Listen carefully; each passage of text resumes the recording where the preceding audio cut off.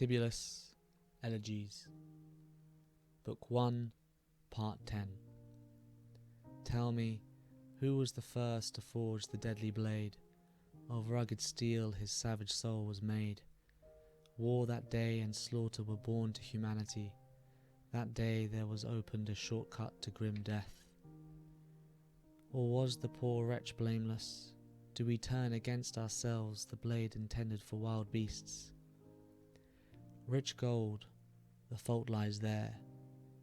No wars when stoops of beechwood stood at the sacrificial feast. No citadels, no palisades. The leader led a flock and sued for sleep and safety among speckled ewes. O Valgius, were I living then, never had I known sad arms or heard the trumpet with a pounding heart. Now I am dragged to war, and some enemy perhaps already wears the weapon that will pierce my side. Save me, laddies of my fathers, as you nurtured me when I ran around in childhood at your feet. And do not think it shameful to be shaped from an old log. In that shape you protected my forefathers' estate.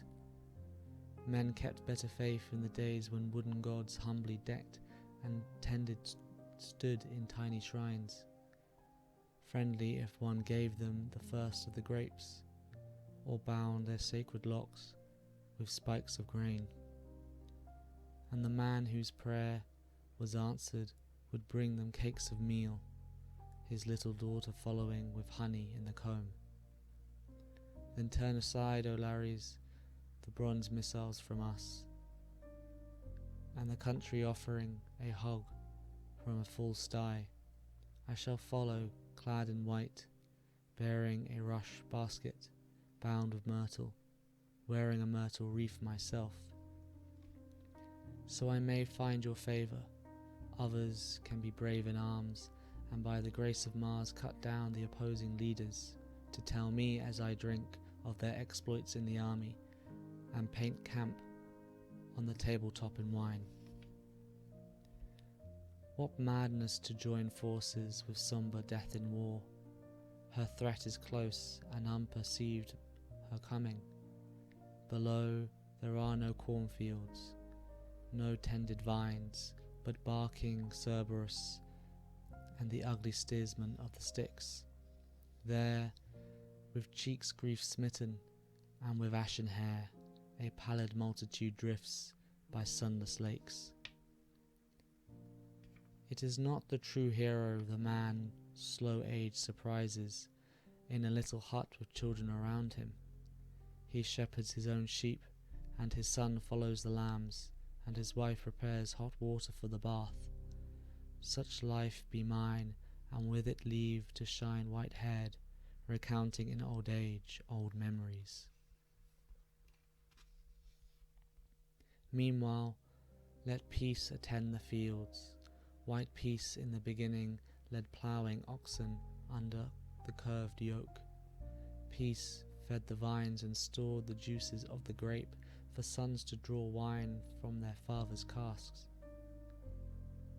In peacetime hoe and ploughshare shine, while rust in the dark attacks the soldier's cruel weapons.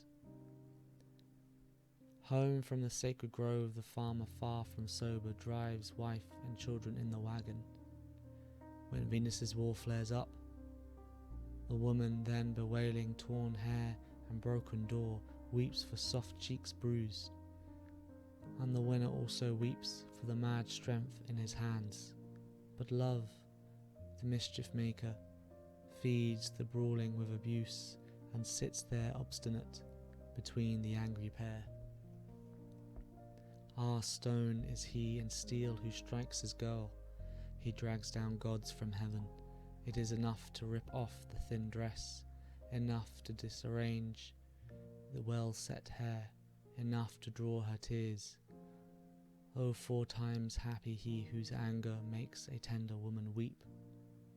But the cruel-handed should carry shield and stake, and soldier far away from gentle Venus. Then come, life-giving peace to us, holding the spikes of corn, and from your white-robed lap let the fruit spill over.